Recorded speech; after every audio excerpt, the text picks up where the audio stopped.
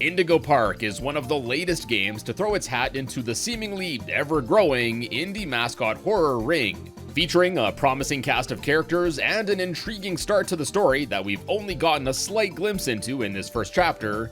Although it doesn't have a lot of fancy glitches or anything, what's normally about an hour-ish experience, speedrunners have already managed to beat the 100% category of this chapter in just over 18 minutes. That is, getting inside the park, nabbing all 12 collectible items, and then reaching the absolutely slapping credits track at the end. Let's check it out.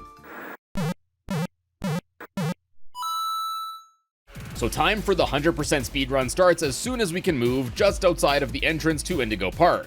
And since everything is in a less than open state right now, we have to find a way to actually open the doors here. So we can follow this cable on the ground that leads us to this door, which mysteriously opens up for us, and basically, as soon as we can make our way in, a TV will ominously turn on as we get introduced to the main mascot of this mascot horror game, Rambly the Raccoon. Rambly gives us a brief intro to the park and mentions that we're the first visitor the park has seen in over 8 whole years.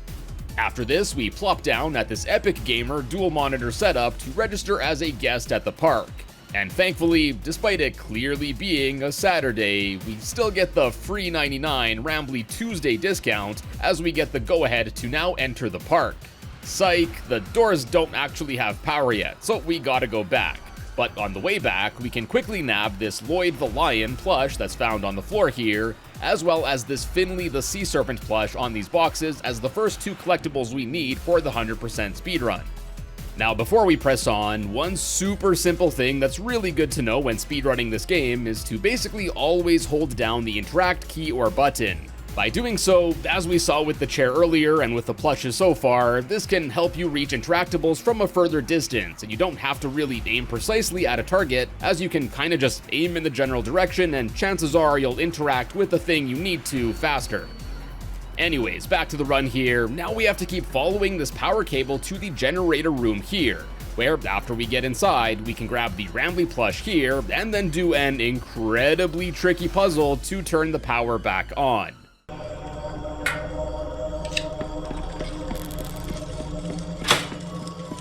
And with that done, the power to the doors is now connected and we can finally get into Indigo Park.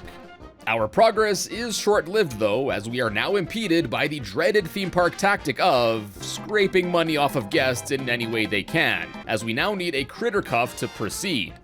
But before we head into the gift shop to snag one, we can scoop up the Molly Macaw plush that's just chillin' on the bench right here. Then we head into the Critter Corner gift shop where we actually get to do a little speedrun trick to finally set this apart from a regular playthrough.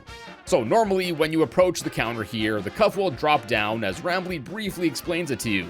But if you can manage to simply just look up, jump while holding the interact button in the general upper part of this tube, you can actually grab the critter cuff early, and this subsequently lets you start the inspection animation early, and since you normally can't move during this animation, getting it out of the way here lets you shave off some extra seconds from the speedrun. Then, as soon as we can move again, we can head back to the exit door and then scan our cuff on the scanner here to not only open the door again, but to also see that our protagonist definitely goes to the gym. And then we can scan in once more at this turnstile to gain access to a large courtyard area where we can simply just sprint through to reach a loading screen to the next area. After loading back in, we'll want to first trigger the next bit of Rambly dialogue, and then immediately head on into the woman's restroom here to snag this mint condition, still in the box, Rambly Raction figure that's just on the bathroom floor for some reason. And then eventually Rambly opens up the next door where we can follow a path here, get a nice little visit from Molly Macaw, and eventually hop aboard the Rambly Express. Now this next section of the speedrun is basically a nearly 3-minute glorified cutscene as the train takes us to some areas that introduces us to the other park characters, including Molly Macaw, as well as the super unenthused Finley the Sea Serpent. Eventually though, the ride is cut short as it malfunctions since I guess it loses power, so it's off we go to get the power running again, which once more is quite the task. And also in this power room, we can grab the totally not knockoff Mickey Mouse ears collectible on this shelf here. And just like that, we can head back to the train to finish up the rest of the ride, which ends with the introduction of the Lloydford Lion, who Rambly doesn't care for much. Great act, Lloyd. After the ride is done, we make our way to this main street area where we first want to run towards the large clock towering in the distance, but we'll also want to make a quick detour into this restaurant to grab the golden Rambly plush on the table. Then back on the main street, we'll want to keep running towards Jetstream Junction at the end here until we reach a trigger point that activates Rambly's next bit of dialogue that mentions how it's locked up and that we need to find a key. As soon as he starts talking, we'll want to do a complete 180 and backtrack down the street where we can make another quick left turn into this cafe on the corner to nab the Rambly Sippy Cup collectible on the counter. And after getting it, we can head into Lloyd's main stage theater to look for the key that we need to unlock Jetstream Junction. Once inside, we can head down towards the stage and briefly see Lloyd running away, and then after jumping up these speakers to save a bit more time, we'll want to make our way backstage where we can do another nifty little speedrun trick here. So normally, if you just take the linear path that the boxes and shelves in the storage area make, you'll have to encounter a little Lloyd jump scare followed by going through the rest of the maze. But thankfully, we can jump onto these boxes, turn around and jump onto these boxes, and then jump back onto this box. And then we can get onto this pallet and jump across to make our way on top of this box, from which we can then drop back down into the regular play area of the room. And if this is done up to speed, this little box hopping bit can save some time. It's not much, but obviously any little bit helps. And this may seem like a simple jump, but jumping onto the pallet here and then the jump across can be quite tricky to get sometimes. Anyways, after entering this next room and grabbing the key that we need, we can go back and jump up this box to basically skip over the same boxes we just did earlier, but in reverse. And then after some backtracking, we can jump onto these boxes to skip over the rail here, scan in our cuff to unlock the door where Lloyd tries to give us a little hug before we leave.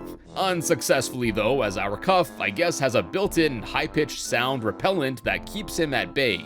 Once that animation is done, we can head out and exit the theater. And now we can backtrack all the way back to the padlock on the door to Jetstream Junction. Then, once inside, after doing some sprinting, we can book it up these stairs to first trigger some more dialogue from Rambly. And once that starts, we can then head back down, and on the way down, we can snag this Percy the Poodle plush here. Now, normally you can't jump over these rails on the left to get back to the ground floor, but by simply just jumping onto these plants first, yeah, you can make the jump no problem. And then once back down on the ground floor, we can head on into this room to start up this arcade game. Now this game is optional in beating this chapter normally, but we gotta do it in this 100% category as completing it gets us one of the collectible items that we need, and it's a pretty cool little minigame, so no sweat. We basically just have to run and jump to the right, all while avoiding enemies and collecting Rambleberries, which act as our health in this game. Eventually, we reach Molly Macaw, who crash landed here, and then we actually have to fight her as Salem brain rots her to be evil. Now, one simple trick here is that if you jump just before the very long cutscene here begins, you'll stay frozen in the air until it's done. And then once it finishes, you basically have a head start on dropping onto Molly to damage her. Otherwise, it's a pretty easy battle, you just have to jump on her a few times, and yeah, that's it. And with that done, we now get the Pixel Brambleberry item, and after this, we're all done here, so we can now open the door here to enter the ball pit play area known as the landing pad. At the start here, normally you're supposed to go through the tubes and such to find the corresponding colors of 4 shapes on the walls. But thankfully, since the colors aren't randomized and are always the same every single playthrough, we can quickly flip the blue block once to the star shape, the yellow block 3 times to the circle, we don't actually need to touch the green block at all, and then finally the red block has to be rotated once to the star as well. And once all of these blocks have the correct shape, the next door will open, and going up these stairs and down this slide leads us to the climax of Chapter 1. After opening up the next door and approaching this slide on the right here, in true indie horror game fashion, a mandatory chase segment starts as Molly Macaw, for whatever reason, starts to hunt us down. Once again, thankfully, the path you need to take for this chase is the same every time, so you just have to make the correct turns when you come to a split path, and make sure to make all of the jumps off of these pads properly and in the right direction. And just after getting out of the play area into the back rooms here, you won't have much time to grab it as Molly will be just on your tail. The collectible Rambly mask can be found on the shelf on the right here. And after grabbing it, we are now onto the final stretch that takes us through the also mandatory indie horror game vent crawl segment, where after making a pair of left turns to avoid running into a dead end, we can sprint down this hallway to this room where we now have to wait for Molly to catch up, and once she does, let's just say she realizes that one head is better than none. And that's pretty much it for the chapter. There's like a minute and a half-ish of dialogue from Rambly before we can sprint down some hallways and then grab the 12th and final collectible, a retro Lloyd plush on this shelf here to complete our item collection. Then, after some more uneventful running, we can reach this kiosk, which we'll need to briefly interact with to prove that we did in fact grab all 12 collectibles. And after running into the entrance to the Oceanic Odyssey ride and briefly seeing some Finley foreshadowing in the aquarium on the left, as the screen fades to black, that is time for the speedrun.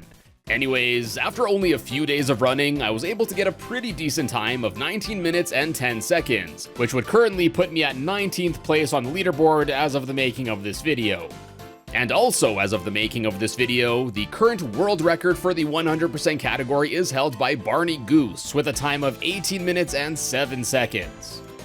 Although the first chapter of Indigo Park doesn't really have many wild tricks or glitches, on the other hand, this makes running this game very beginner friendly. So if you ever wanted to get into speedrunning, this might be the game for you, especially since the first chapter is on sale for free $99 as well.